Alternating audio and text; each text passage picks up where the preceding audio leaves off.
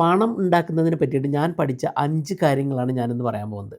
ഒന്ന്, പണത്തെക്കുറിച്ചിട്ട് എന്താണ് നിങ്ങൾ വിശ്വസിക്കുന്നത്, അതാണ് നിങ്ങളുടെ സാമ്പത്തിക ജീവിതത്തിൻ്റെ അടിത്തറ. നിങ്ങൾ വിശ്വസിക്കുകയാണ് എനിക്ക് ഇത്രയൊക്കെ പറ്റൂ, ഇത്രയൊക്കെ ഉണ്ടാക്കാനേ പറ്റൂ എന്ന് വിചാരിച്ചു കഴിഞ്ഞാൽ നിങ്ങൾക്ക് അത്രയേ പറ്റൂ. രണ്ടാമത്തെ, അവസരങ്ങളെ നിങ്ങൾ എങ്ങനെ കാണുന്നു എന്നുള്ളത് ജീവിതത്തിൽ ഏറ്റവും ഇമ്പോർട്ടൻ്റ് ആയിട്ടുള്ളൊരു കാര്യമാണ്. മറ്റുള്ളവരെ പ്രശ്നം കാണുന്നിടത്ത് നിങ്ങൾക്ക് അവസരം കാണാൻ പറ്റണം. ഞാൻ എൻ്റെ നേഴ്സിംഗ് ജോലിയിൽ നിന്ന് ഒരു മാനേജർ ആകുമ്പോൾ അവിടെ ഞാനൊരു ഫൈനാൻഷ്യൽ ഓപ്പർച്യൂണിറ്റി കണ്ടായിരുന്നു. അതുകൊണ്ട് തന്നെയായിരുന്നു ഞാൻ ആ ഒരു സ്റ്റേജിലേക്ക് ഉള്ളൊരു തീരുമാനം എടുത്തത്. മൂന്നാമത്തത്, നിങ്ങളെടുക്കുന്ന ഈ സാമ്പത്തിക തീരുമാനങ്ങൾ എന്തൊക്കെയാണെന്നുള്ളത്. നിങ്ങളെടുക്കുന്ന ഓരോ തീരുമാനത്തെയും നിങ്ങളുടെ ഒരു ഫൈനാൻഷ്യൽ ഫ്യൂച്ചറായിട്ട് റിലേറ്റ് ചെയ്യാനായിട്ട് നിങ്ങൾക്ക് പറ്റണം. നാലാമത്തത്, എന്ത് പ്രവൃത്തി നിങ്ങൾ ചെയ്തു കഴിഞ്ഞാലും ഏതൊക്കെയാണ് നിങ്ങൾ വീണ്ടും വീണ്ടും റിപ്പീറ്റഡ് ആയിട്ട് ചെയ്യണത്, അത് നിങ്ങളുടെ ഫൈനാൻസിനെ ഡിപ്പെൻഡ് ചെയ്തിരിക്കുന്ന സാധനമാണ്.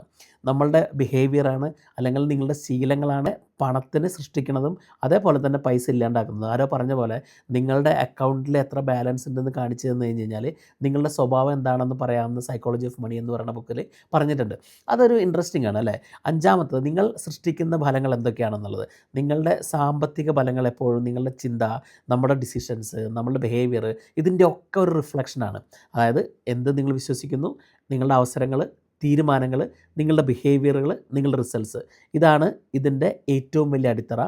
ഫൈനാൻസ് എന്ന് പറയുന്നത് ബാങ്കിൽ തുടങ്ങുന്നതല്ല. It start with your thinking. Money follows your thoughts.